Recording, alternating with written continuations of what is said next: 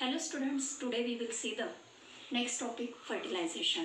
पाहता नुकतंच बोर्डने आपला जो सिलेबस आहे तो 25% कमी केलेला आहे. तर त्यामध्ये या दुसऱ्या चॅप्टरमधील 2.1 जो असेक्शुअल रिप्रोडक्शनचा पार्ट आहे ज्याच्यामध्ये आपण जेमूल फॉर्मेशन आणि बडिंग या दोन प्रोसेस बघितल्या तर हा पार्ट त्यामधनं डिलीट केलेला आहे. आता याच्यामध्ये आपल्याला सगळ्यात पहिल्यांदा बघायचं आहे fertilisation.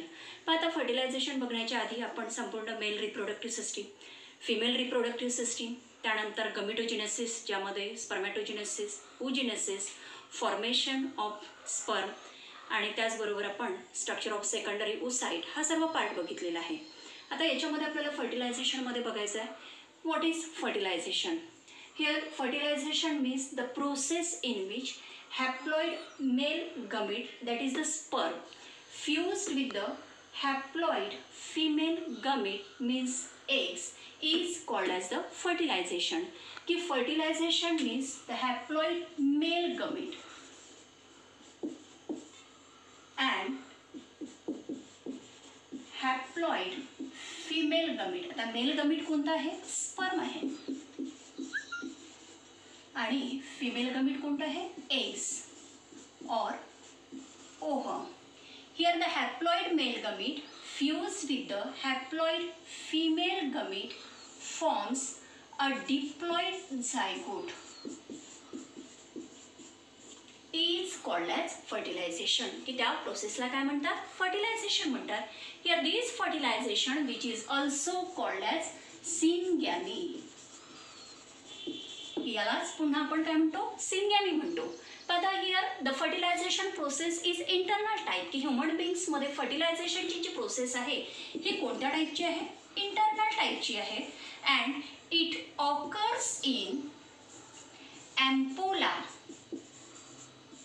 Of fallopian tube of female system.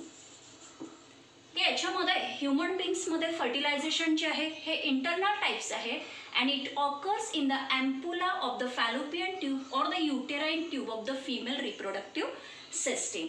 की यामध्ये पुढे हा जो झायगोट असतो म्हणजे here this zygote which develop into the embryo. की कशामध्ये डेव्हलप होतो? एम्ब्रिओमध्ये. म्हणजे here the zygote which is developed into the embryo of uterus. आता याच्यामध्ये आपल्याला बघायचं आहे mechanism of the fertilisation. During the copulation discharge of the semen in the vagina is called as the insemination. Here the semen contains a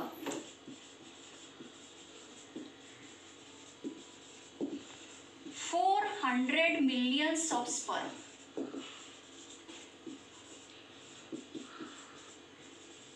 and some secretions. Semen contains a 400 millions of the sperms and some secretion. Then these semen which get coagulated due to the fibrinogens. की जे fibrinogen present असतात seminal वेसिकल्समध्ये, these fibrinogen which coagulate the semen and then it undergoes a liquefaction and becomes active. In the mechanism of the fertilization, the first step is the movement of the sperm towards the eggs. आता सगळ्यात पहिली step आहे movement of the sperm towards the eggs. Here it involves the capacitation of the sperm to reach the vagina. म्हणजे sperm जे आहेत हे sperm वजानामध्ये reach होण्याकरता त्याला सगळ्यात पहिल्यांदा काय व्हावं लागतं? कॅपेबल व्हावं लागतं. म्हणजे here it involves the capacitation which makes a capable of the sperm to reach the vagina. तर यामध्ये 400 मिलियन्स ऑफ स्पर्म प्रेझेंट असतात सिमेनमध्ये. Out of this 400 millions of the sperm here the 50% of the sperms are demotilise or the broken और destroyed. की त्याच्यापैकी 50% जे काही sperms आहेत हे त्यामध्ये डिमोटलाइज बनतात और the broken or they destroyed. Then remaining sperms आणि उरलेले जे स्पर्म्स आहेत these sperms which undergoes the capacitation. की उर्वरित जे स्पर्म्स आहे याचं कॅपॅसिटेशन होतं आणि हे कॅपॅसिटेशन होण्याकरता त्याला जी काही या प्रोसेसला जी काही वेळ त्या ठिकाणी लागते विच रिक्वायर्ड्स 5 to 6 hours. म्हणजे 5 to 6 hours here the remaining sperms which becomes a capacitation or they becomes active. आता यामध्ये आपण बघितलं स्पर्मचं स्ट्रक्चर बघितलं की त्या स्पर्मच्या स्ट्रक्चर्समध्ये हिअर द हेड, की या हेडमध्ये जो ॲक्रोझोम असतो, या acrosome here this acrosome membrane which becomes a thin, की हा मेम्ब्रेन थिन बनतो. त्याचबरोबर here the calcium ions which enters into the sperm, की या स्पर्ममध्ये कॅल्शियम आयन्स एंटर करतात आणि याच्यामध्ये हा जो टेलचा जो पार्ट असतो, here this tail which begins to shows a rapid whiplash movement, की या टेलची जी मुवमेंट आहे ही कशासारखी आपल्याला दिसून येत आहे, whiplash. Whiplash means which looks like a fish like, की फिश लाईक त्याची रॅपिडली मुवमेंट्स होत आहे. म्हणजे here in this process the acrosome membranes becomes a thin, की ॲक्रोझोम मेम्ब्रेनचा जो पार्ट आहे तो थिन होतो, कॅल्शियम्स आयन्स एंटर करतात आणि या स्पर्ममधील जो टेलचा जो पार्ट आहे, here these tails which shows a rapid whiplash movement after the activation of the sperm. आता याच्यामध्ये जे स्पर्म आहेत हे ॲक्टिव्ह बनतात, पण ॲक्टिव्ह कशामुळे बनतात, प्रोस्टॅग्लॅन्डिन्स, कारण की सेमिनल वेसिकल्समध्ये प्रोस्टॅग्लॅन्डिन्स सुद्धा त्यामध्ये प्रेझेंट असतात. And these prostaglandins which makes a sperm active. After the activation of the sperm, की हा जो स्पर्म आहे हे स्पर्म ॲक्टिव्ह झाल्यानंतर which goes upwards from the vagina, की वजायनामधून कुठे जातात, ते युटेरसमध्ये जातात आणि युटेरसमधून here they comes into the oviduct or the fallopian tubes. आता बघा याच्यामध्ये या ओव्हिडक्टमध्ये here these sperms which swim at an average speed of 1.5 to 3 millimetre per minute, की याची जी स्विम करण्याची जी ॲव्हरेज स्पीड जी असते ही ॲव्हरेज स्पीड किती असते, 1.5 to 3.00 millimetre per minute. After this, the sperm reach the ampulla due to the swimming and contraction of the uterus, की यानंतर जे sperm आहे हे स्पर्म कुठे येऊन पोहोचतात, ॲम्पुला. ॲम्पुला हा कशाचा पार्ट आहे, ampulla is the part of the fallopian tube or the oviduct. म्हणजे here the sperm which reaches the ampulla due to the swimming and contraction of uterus, की युटेरसमधल्या ज्या म्हणजे ज्या वॉल्स आहेत, एंडोमेट्रियम वॉल्स आहेत, या कॉन्ट्रॅक्ट होतात and then the sperm reaches to the ampulla due to the swimming and contraction of the uterus. After the capacitation, की स्पर्म त्या ठिकाणी कॅपेबल झाल्यानंतर here these sperm reach the ampulla within 5 minutes, की याच्यामध्ये after the capacitation sperm reach the ampulla, की sperm जे आहेत हे ॲम्पुलामध्ये किती मिनिटामध्ये येऊन पोचतात, विदिन 5 मिनिट्स. आणि याच्यामध्ये या स्पर्मचा जो here this sperms the life span of the sperm is about 24 to 48 hours or it is viable of about 24 to 48 hours and the ovum is viable about 24 hours. आता सेकंड आहे entry of the sperm into the eggs. आता याच्यामध्ये here out of the 200 to 400 millions of the sperm only few hundred of the sperm reaches the ampulla, की 200 to 400 millions of स्पर्मपैकी फक्त काही 100 sperm जे आहेत हे sperm कुठे येऊन पोहोचतात, ॲम्पुलामध्ये. पण याच्यामध्ये सुद्धा या फ्यू हंड्रेड ऑफ स्पर्म्सपैकी ओनली द सिंगल स्पर्म, या डायग्राममध्ये जर आपण बघितलं तर इथे आपल्याला अनेक स्पर्म्स दिसत आहे, पण या स्पर्मपैकी फक्त here the only the single sperm fertilise the ovum, की तो सिंगल स्पर्म कशासोबत फर्टिलाइज होतो, ओहम सोबत. After reaching to the eggs, की एग्समध्ये पोहोचल्यानंतर here the acrosome releases the lysin, की याच्यामध्ये या स्पर्ममधील हेडमध्ये जो वरते कॅपलाइक जे स्ट्रक्चर असतं, here this cap like structure which is called as the acrosome. तर याच्यामध्ये हा जो ॲक्रोझोम आहे here these acrosome which release the lysin, then hyaluronidase and the corona penetrating enzymes, की याच्यामध्ये हा ॲक्रोझोम कोणते एन्झाईम रिलीज करतो, which releases the lysine, hyaluronidase and the corona penetrating enzymes, and these enzymes which separate the cells of corona radiata, की या corona रेडिएटामधले जे cells आहेत या सेल्सला तो सेपरेट करतो आणि त्याला डिझॉल्व करतो आणि डिझॉल्व केल्यानंतर here the corona radiated cells, की या कोरोना रेडिएटाची जी सेल्स लेअर आहे here these layer of the corona radiata which get degenerate, and then the sperm which reaches or passes to the zona pellusoda, की तो कुठे pass होतो corona radiata मधून मग झोना पेलुसोडा मध्ये. म्हणजेच याच्यामध्ये ॲक्रोझोम जो आहे हा लायसिन, हॅल्युरोनेस आणि कोरोना पेनिट्रेटिंग एन्झाईम रिलीज करतो, की जे एन्झाईम्स या कोरोना रेडिएटा मधील सेल्सला सेपरेट करतात, डिझॉल्व करतात आणि त्याला डिजनरेट करतात या कोरोना रेडिएटिंग लेयरला. आणि त्याच्यानंतर हा जो स्पर्म मधील हेडचा जो पार्ट आहे which passes into the zona pellucida, की जो कुठे पास होतो झोना पेलुसोडामध्ये. आता याच्यामध्ये ही जी झोना पेलुसोडा जी लेयर असते, here these zona pellucida which has a fertilizing receptor proteins, की याच्यामध्ये सुद्धा कोणते प्रोटीन्स प्रेझेंट असतात, फर्टिलायझिंग receptor proteins, that is the ZP3 and the ZP2. Here these fertilizing receptor proteins which binds to the acid proteins of the anti-fertilizing of sperm, की या sperm मध्ये पुन्हा anti फर्टिलायझिंग acid proteins असतात. या acid proteins सोबत हे फर्टिलायझिंग receptor proteins काय होतात, बाइंड्स होतात.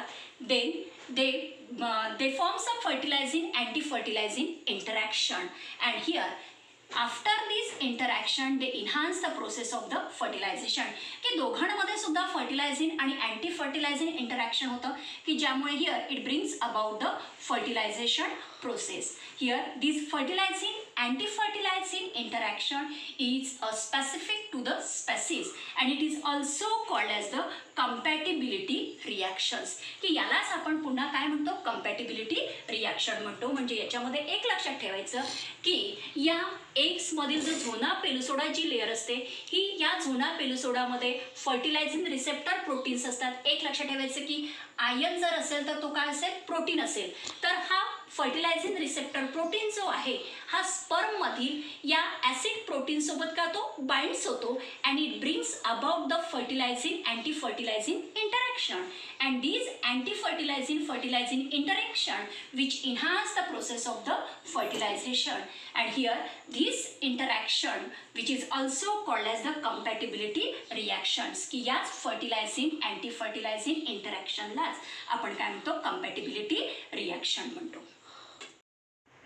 आता ॲक्रोझोम रिॲक्शन आधीच्या याच्यामध्ये आपण बघितलं की याच्यामध्ये कोरोना रेडिएटाची जी लेअर आहे ही लेअर डिजनरेट होते आणि डिजनरेट झाल्यानंतर जो स्पर्मचा हेडचा जो पार्ट आहे तो कुठे पास होतो, या झोना पेलुसोडामध्ये पास होतो. आता झोना पेलुसोडामध्ये here the sperm head touches the zona pellucida towards the animal pole region. यामध्ये आल्यानंतर याच स्पर्म हेडमधील जो ॲक्रोझोमचा पार्ट आहे, म्हणजे आता याच्यामध्ये हा हेडचा पार्ट आहे, याच्यामध्ये ॲक्रोझोम असतो, इथे न्यूक्लियस असतो. तर हा ॲक्रोझोमचा जो कव्हरिंगचा पार्ट आहे तो रप्चर होतो आणि रप्चर झाल्यानंतर it release the zona lysin, acrosin and the lytic enzyme, की ज्याच्यामध्ये तो झोना लायसिन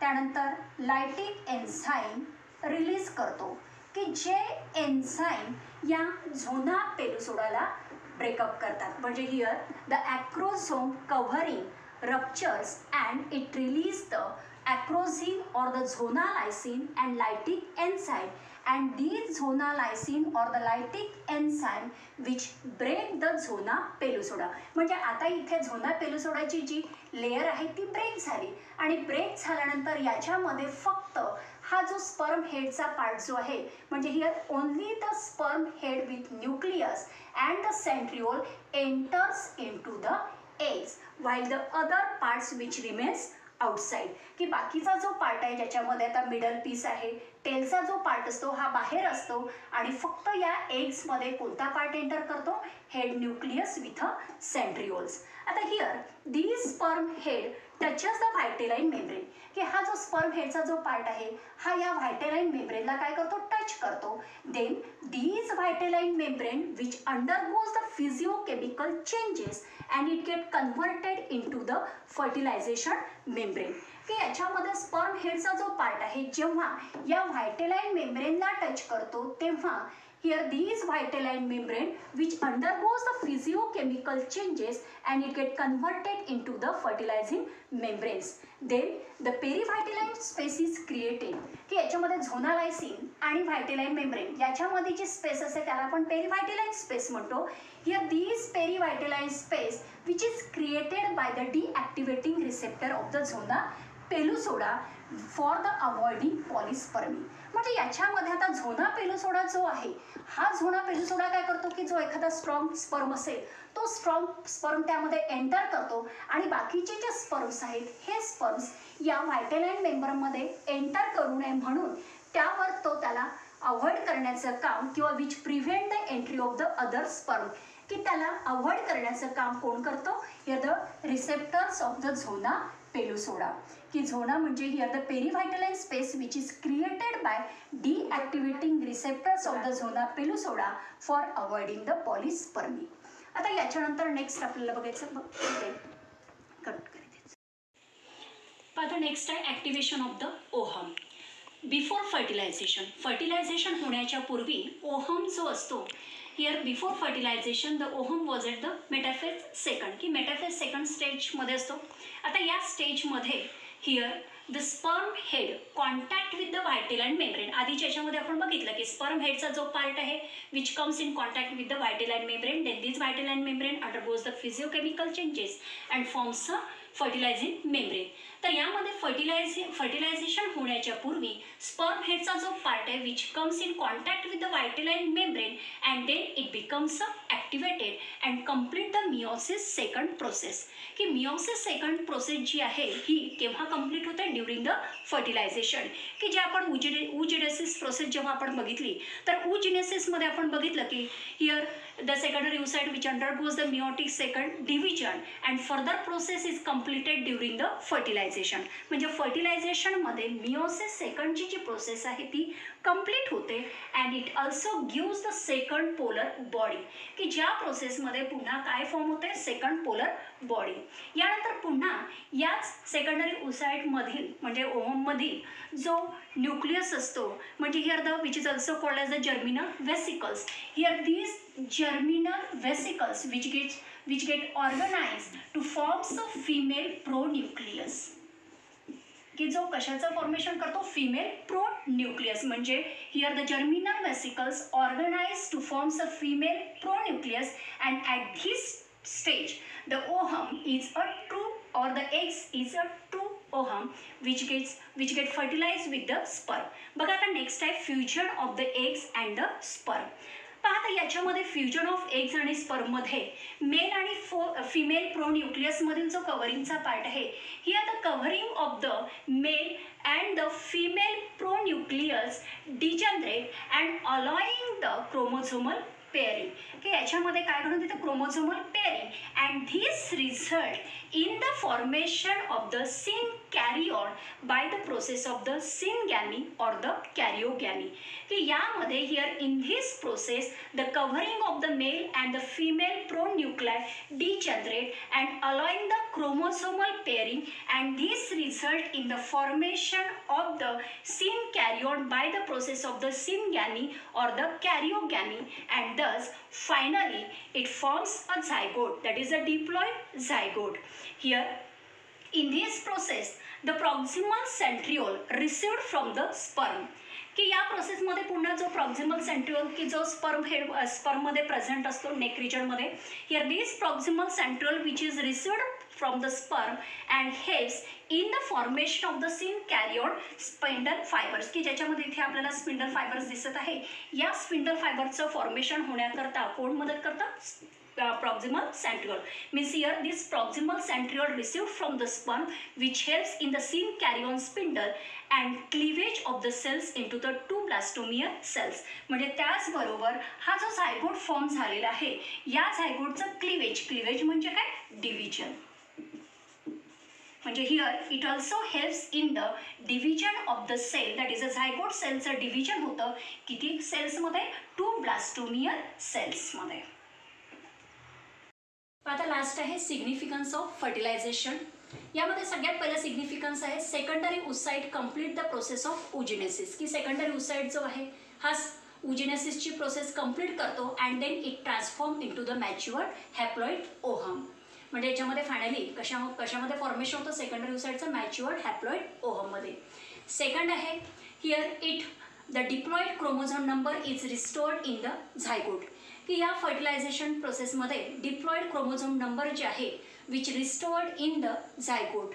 त्यानंतर तिसरं आहे it involves the fusion of the male and the female gamete, की फर्टिलायझेशनमध्ये मेल आणि फिमेल गमेट्सचं फ्युजन होतं from the two parents and it result in the variation, की ज्याच्यामुळे आपल्याला या ऑफस्प्रिंग्समध्ये काय आढळून येतात, व्हेरिएशन्स आढळून येतात. They are not similar or identical to their parents. म्हणजे तिसरं आहे it involves the fusion of male and the female gamete from two parents and it result in the variation and it is the significance role in the evolution. त्यानंतर next आहे here the fertilization the sex of the offspring is determine, की याच्यामधनं आपण ऑफस्प्रिंगचा जो काही sex असेल, mail असेल किंवा फिमेल असेल, हा सुद्धा आपण डिटरमाइन करू शकतो. आणि लास्ट आहे fertilization introduce the centriole which are missing in the ovum, कारण की ओहममध्ये सेंट्रिओल्स हे अब्सेंटच आहेत, डिवॉइड ऑफ सेंट्रिओल्स. परंतु फर्टिलायझेशनमुळे here it introduce the centrioles which are missing in the ovum or lacks in the ovum. तर इथेच आपला हा फर्टिलायझेशनचा टॉपिक जो आहे तो कंप्लीट झालेला आहे. आता याच्यानंतर आपल्याला नेक्स्ट बघायचं आहे क्लिव्हेज बघायचं आहे. तर बघा आता फायनली इन शॉर्टमध्ये जर आपण बघितलं तर याच्यामध्ये जो स्पर्म न्यूक्लियस आहे हा स्पर्म पहिल्यांदा काय करतो, कोरोना रेडिएटर जी लेअर आहे त्याला डिजनरेट करतो. डिजनरेट केल्यानंतर तो कुठे पास होतो, झोना पेलुसोडामध्ये. त्यानंतर झोना पेलुसोडामधून तो which is enters into the vitelline membrane. Vitelline मेम्ब्रेनमध्ये तो आणि व्हायटेलाइन मेम्ब्रेनमध्ये आल्यानंतर हा जो स्पर्म हेडचा जो पार्ट आहे which touches the vitelline membrane and then it get converted into the fertilization membrane. आता याच्यामध्ये आल्यानंतर बघा आता नेक्स्ट याच्यामध्ये here after the sperm penetrate the secondary oocyte, these oocyte complete the meiosis second, की second meiosis second complete होतं and forms the ovum and the second polar body, की ज्याच्यामध्ये सेकंड पोलर बॉडी ही form होते. आता second याच्यामध्ये दिलेला sperm and the ohm nuclear swell and forming the pronuclear, की याच्यामध्ये स्पर्मचा जो न्यूक्लियर आणि ओहमचा जो न्यूक्लियर आहे हे न्यूक्लियर त्या ठिकाणी स्वेल होतात and forming the male pronucleus and the female pronucleus. Then these pronuclei which approach to each other and the mitotic spindles are formed between them. याच्यामध्ये mitotic spindle fibers फॉर्मेशन होतं and finally the chromosomes of both the pronuclei, की दोन्ही पण pronuclei मध्ये जे काही chromosomes आहेत these chromosomes are intermixed and the fertilization is expressed and finally they forms a zygote or the sycaryon. म्हणजे अशा प्रकारे इन शॉर्ट मध्ये ही फर्टिलायझेशनची प्रोसेस काय होते, कंप्लीट होते, की ज्याच्यामध्ये finally haploid male gamete means sperm and the haploid female gamete that is the ovum or the eggs which get fuse together and finally they forms a diploid zygote, की finally कशाचं formation करतात, diploid झायगोटचं. तर इथेच हा आपला फर्टिलायझेशनचा topic हा संपला.